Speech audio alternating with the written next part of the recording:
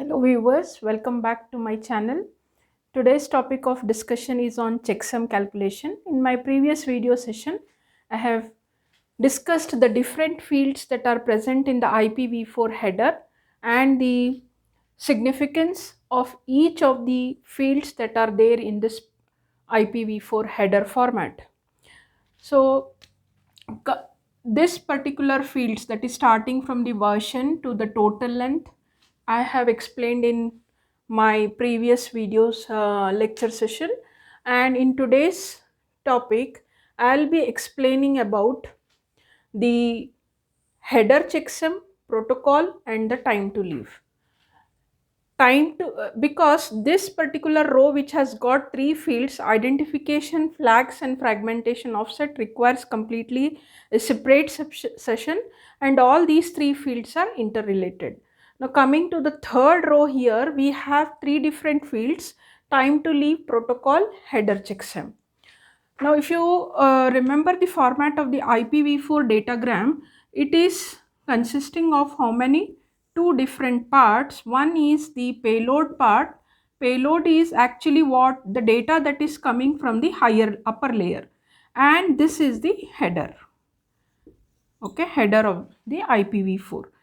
Now this this payload which comes from the upper layer, for this 8 bits are reserved. That means which protocol from the upper layer is sending this data, okay, or the payload belongs to which protocol of the upper layer, and that value you can get to know from like few values I have displayed here in a table.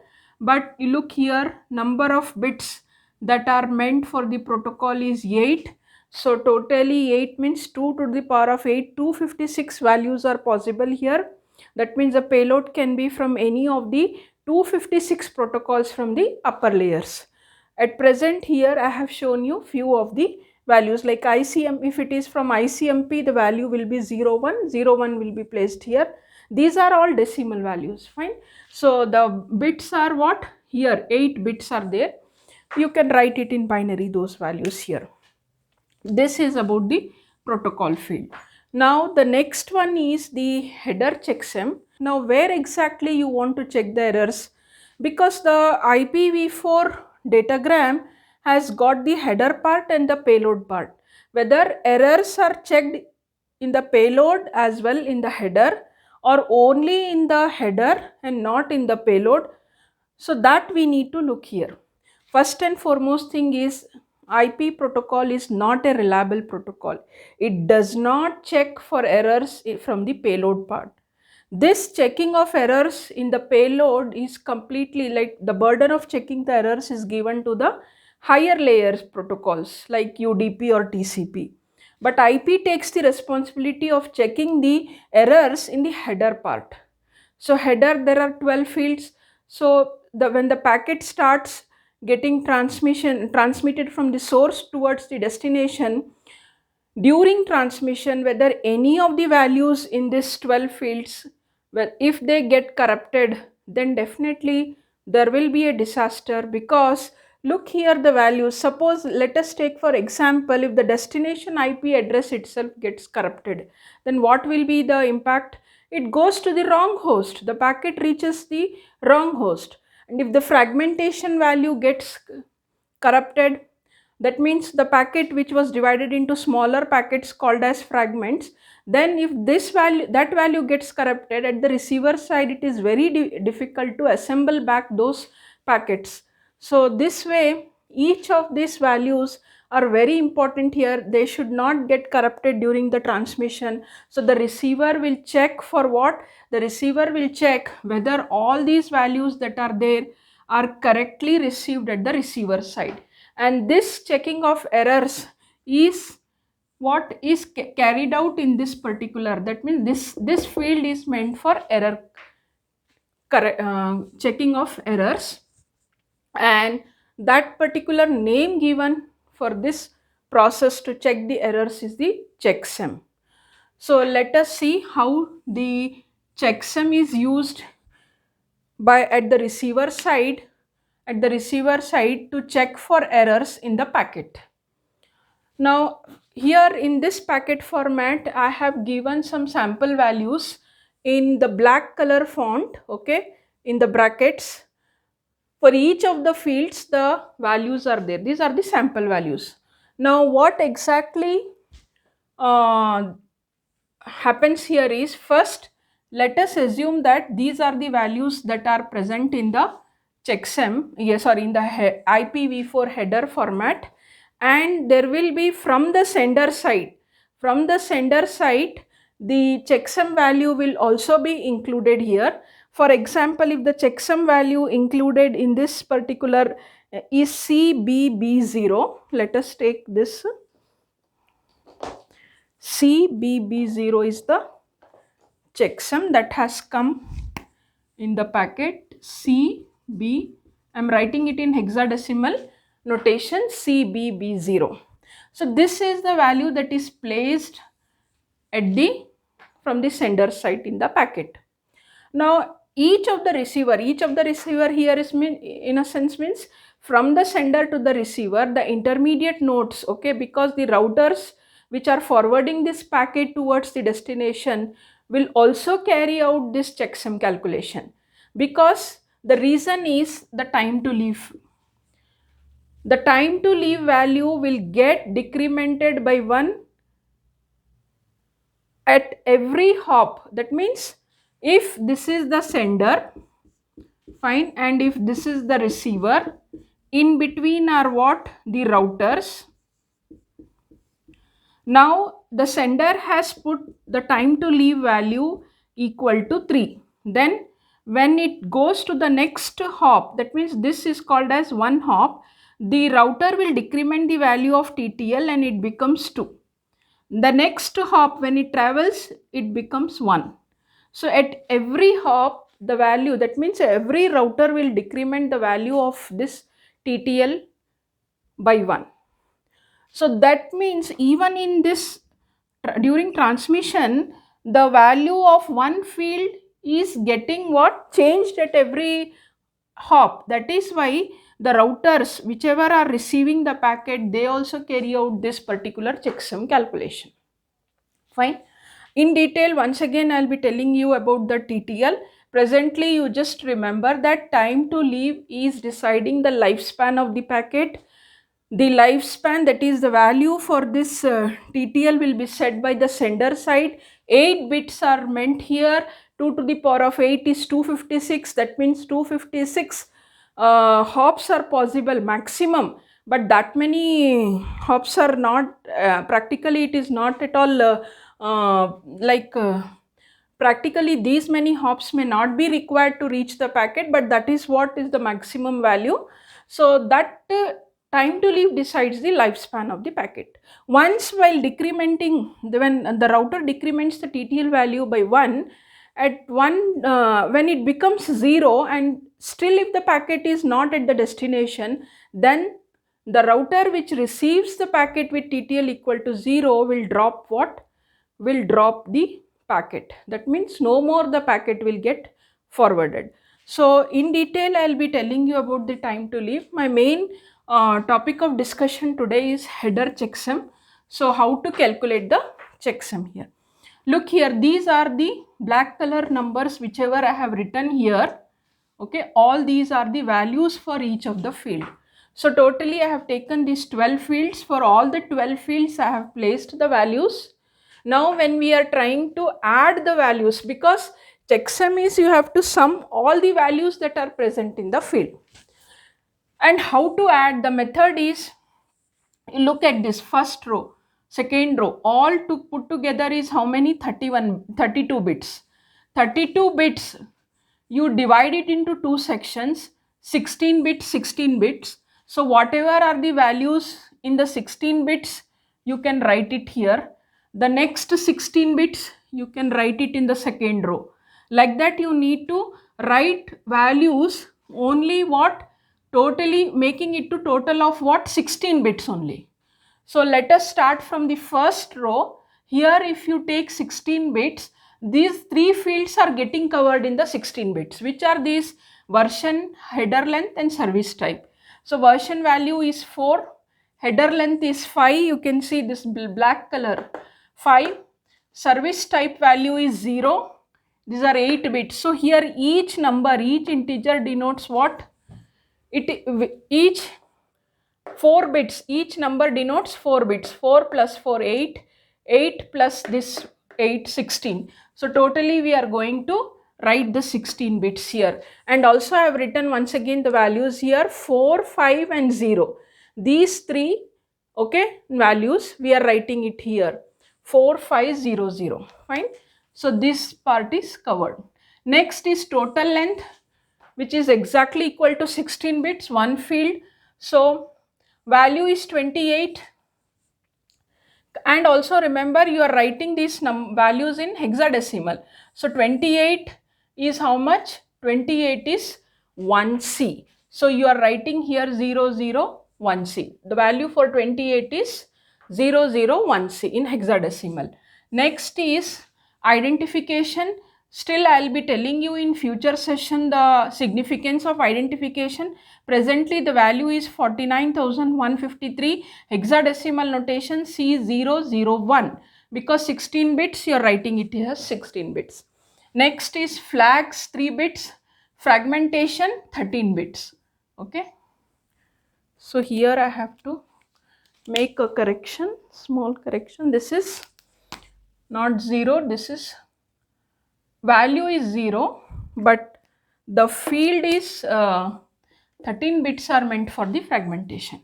So 0 0 here, so which is, yeah, this one. So you are writing all these 16 bits. Flags and fragmentation put together is 16 bits, you are writing here. Next is time to leave. You are writing here time to leave. How many? 8 bits are meant for time to leave, and the value here is how much? 4. So you are writing 4. The next a protocol field 8 bits. The value is 17. 17 in hexadecimal is 11. You are writing it here 11. Then next is the header checksum. Yeah, header checksum has the value CBB0, but the receiver will replace that with 00 first. I'll tell you the reason for replacing. First it will write down 000 in place of whatever value it receives. Fine, that becomes this field. Then you have the source IP address, which is 32 bits, 10.12.14.5. So you divide into two sections, 16 and 16. 10, 12 you are writing initially here, which becomes 0A, 0C. 10 is what in hexadecimal? A. 12 is how much? C. So you are writing it in hexadecimal. Then 14 and 5. 14 in hexadecimal is E, 0E05. Next is what? The destination address 12.6.7.9. So this 12.6 becomes 16 bits. 12 is C, 6 you are writing it here, 7.9, 7 and 9. So this way you have to first write down whatever values are there in the IPv4 header format. Then your job is to now add these values. Start adding from the left side part. This is what normally we do. You have to add these numbers. Start adding.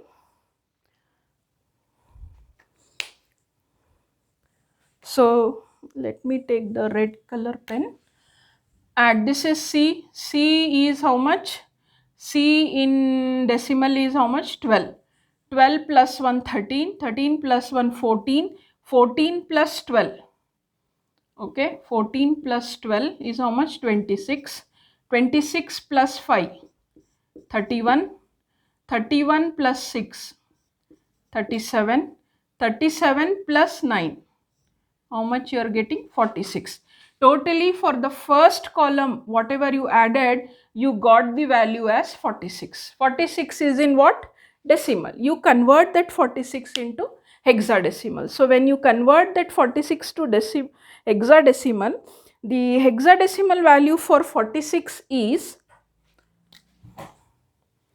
I'll write it here, for 46 it is 2E in hexadecimal.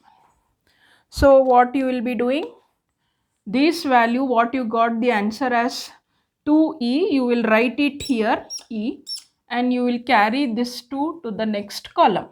Now you start adding 2 plus 1, 3, 4. Yeah, you are getting 4. Fine, write down. Next, third column, you start adding 5 plus 4, 9.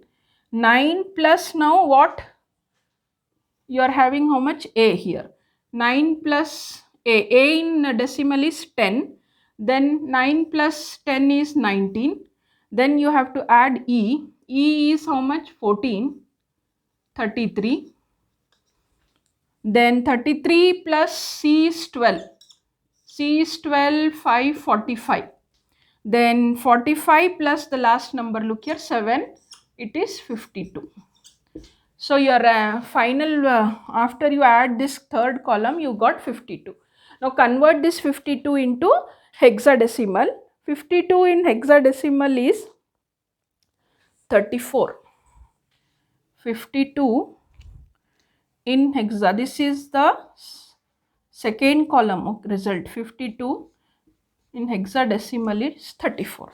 So once you get this value 34, you will be writing here 4 and you carry this 3 to the last column. Now start adding 4 plus 3, 7. 7 is here, fine. Then 4 plus 3, 7. 7 plus C. C is how much? 12. You will get 19. 4 plus 3, 7. 7 plus C, 12. So you are getting how much? You are getting 19. Now this 19 is once again what? In decimal. You are going to write it in hexadecimal. So hexadecimal, the value for 19 in hexadecimal is 13. So this is the value in hexadecimal. So what will you write there? 13 means you are going to write it 13 as it is, the complete. Okay. This completes what? You have added all the values of the fields and you got 1, 3, 4, 4E. The next step here is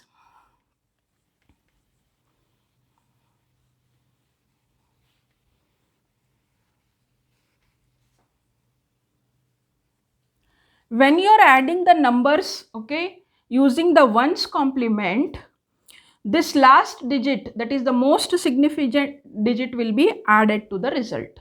So the most significant digit is what? 1. So this 1 will get added to the result. When you are adding what? Using the ones complement. So E, that is here how much, you just see, this is 14 plus 1, 15. 15 is what? 15 is F. Then 4 as it is, 4 as it is, and 3. So what answer you got? You got 3, 4, 4 F. So let me write here 3, 4, 4 F. Sorry. This is the result. Result of what? After you add all the values that were given in the IPv4 datagram. So once you add this 3, 4, 4F, you have to take what? The complement of this. So to take the complement, what is that you are going to do? 1 will be written as 0 and 0 will be, but before that you see these are all in what? Hexadecimal. So convert it into binary. So 3, let me split here, 3, 0, 0, 1, 1. 4 is 0, 1, 0, 1. This 4 is 0, 1, sorry, 4.